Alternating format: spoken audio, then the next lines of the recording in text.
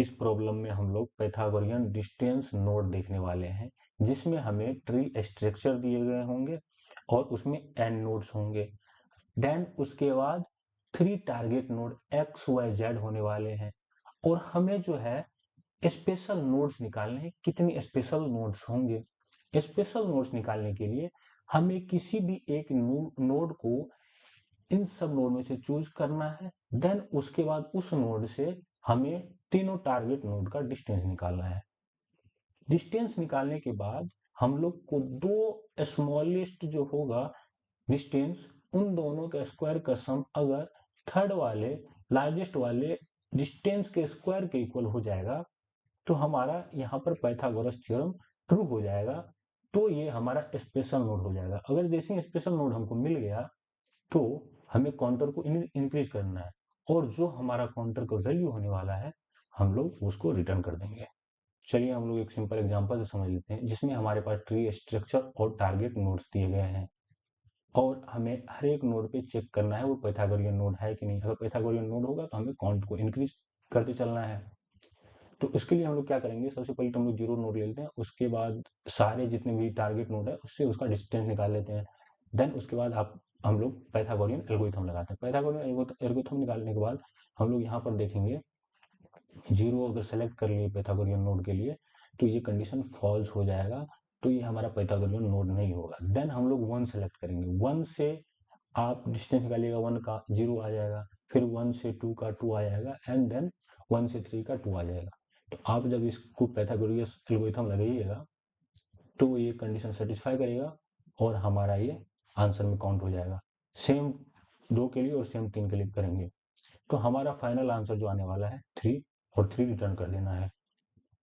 हम लोग जैसे ही इस टाइप का प्रॉब्लम देखते हैं तो हमारे दिमाग में सबसे पहले ब्रूट फोर्स हिट करता है कि हम लोग हर एक नोड से ट्रेवर्स करेंगे और उस नोड से तीनों टारगेट नोड का डिस्टेंस कैलकुलेट करेंगे और उसके बाद पाइथागोरस थ्योरम लगाएंगे।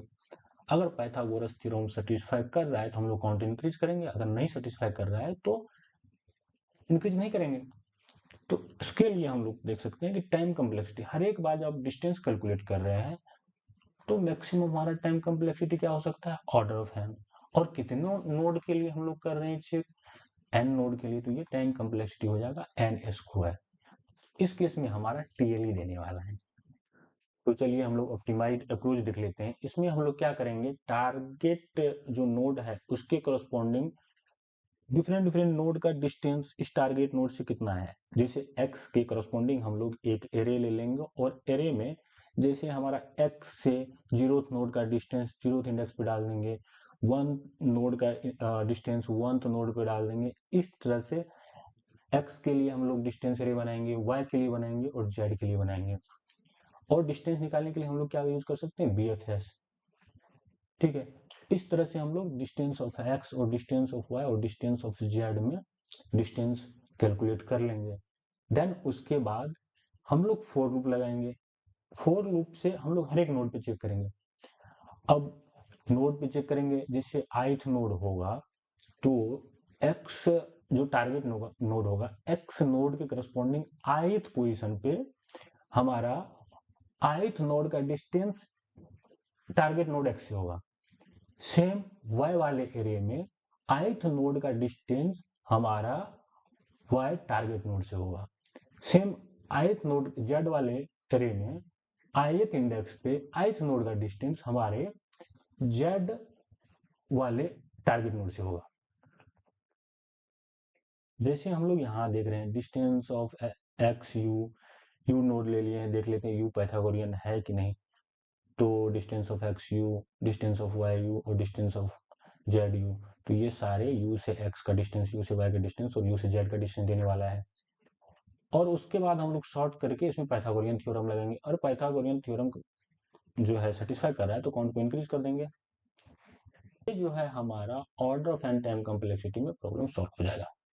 कोड देख लेते हैं। इसमें हम लोगों ने एडजेसेंसी लिस्ट लिया है, देन उसके बाद हम लोगों ने डिस्टेंस x, डिस्टेंस y और डिस्टेंस z निकालेंगे।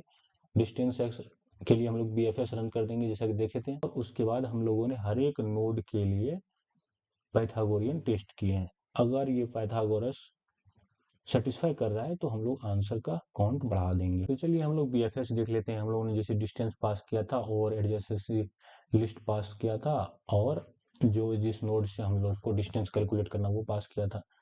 हम लोगों ने विजिटेड ले लिया है, देन एक क्यू ले लिया है। BFS के लिए तो क्यू चाहिए। उसके बाद क्यू में एक्स, क्योंकि एक्स से स्टार्ट करना है तो एक्स ऐड किया और विजिटेड इसको कर दिए। देखेंगे हमारा क्यू एम्प्टी नहीं है तो क्यू को एलिमेंट को निकाल लेंगे और उसके जितने भी करस्पॉन्डिंग एलिमेंट होगा और विजिटेड नहीं होगा तो उसको पहले तो विजिटेड बना देंगे और डिस्टेंस को 1 इंक्रीज कर देंगे, और फिर क्यू में हम लोग को वी नोड जो है ऐड कर देंगे। इस तरह से हम लोग देख रहे हैं कि डिस्टेंस बढ़ा रहे हैं। जैसे ये यहाँ होगा तो इसका डिस्टेंस यहाँ से, अगर ये x है तो यहाँ डिस्टेंस हो जाएगा 1, यहाँ इस तरह से होगा तो 2 हो जाएगा। ठीक है, थैंक यू।